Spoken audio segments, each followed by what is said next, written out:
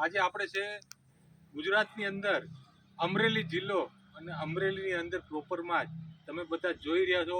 ગયા વર્ષે ઢગલા મોઢે તમે એક જબરજસ્ત હાઇબ્રિડના વિડીયો જોયા, એના તમે રૂબરૂ જઈને પણ જોઈ, અને આ વર્ષે આ જ હાઇબ્રિડ પાછી તમે અત્યારે જોઈ રહ્યા છો. ખાલી 110 દિવસનો કપાસ.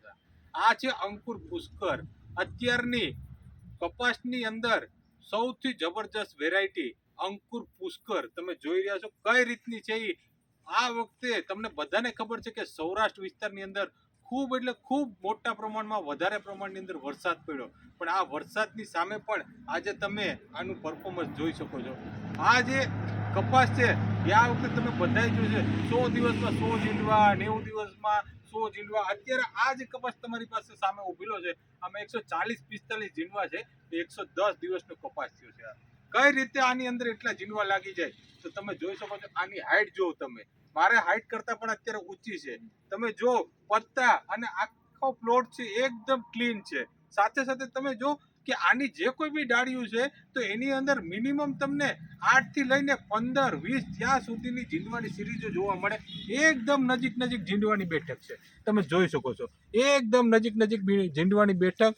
5.5 ગ્રામની આજુબાજુનો આને જીંડવાનો વજન નીકળે. વધારેમાં વધારે જીંડવા લાગવાની ક્ષમતા વાળો આ કપાસ છે કે આના જેટલા જીંડવા લગભગ કોઈ બી વેરાયટીની અંદર ના લાગે. તમે આ કપાસ જોઈ રહ્યા છો, પણ આની સાથે સાથે તમને બીજા પણ તમે છોડ જો ને તો તમને ખબર પડી જાય. આ છોડ તમે જો, આ છોડની અંદર મબલક જીંડવા સિરીઝ લાગેલા છે. તમે એક એક સિરીઝ જો, નીચેથી સિરીઝો ચાલુ થાય છે અને એક એક ડાળીઓની અંદર ફેલાતી સિરીઝ તમે જોઈ શકો. ઉપર પણ તમે જોઈ શકો, છેક ઉપર સુધી તમારે જ્યાં કઈ બી પત્તા લાગે છે આ બધીમાં પુષ્કળ પ્રમાણની અંદર ફાલ ધારણ કરી અને જીંડવા લગાડે છે. બાજુનો તમને બીજો છોડ બતાવું. આ છોડ તમે જુઓ, બરાબર, તમને ખબર પડી જાય કેટલા જીંડવા પુષ્કળ પ્રમાણની અંદર લાગેલા છે.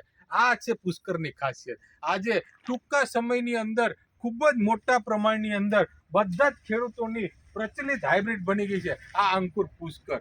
તમે બધા લોકો પણ હજી પણ બાકી હોય તો અત્યારે પણ તમે જોઈ શકો છો ગમે ત્યાંથી, અને આવતા વર્ષે જરૂરમાં જરૂર આ અંકુર પુષ્કર છે જરૂરથી લગાડો. તમે બીજો કોઈ બી કપાસ વાવેતર કરતા હશે એની સરખામણીએ તમારા ખર્ચામાં અને ઉત્પાદનની અંદર ખૂબ જ ફાયદો થઈ જાય. શું કરવા? કેમ કે આના જેટલા જીંડવા લગભગ કોઈ કપાસની અંદર ના લાગે. ખૂબ ખૂબ આભાર. એક મતલબ છે દરેક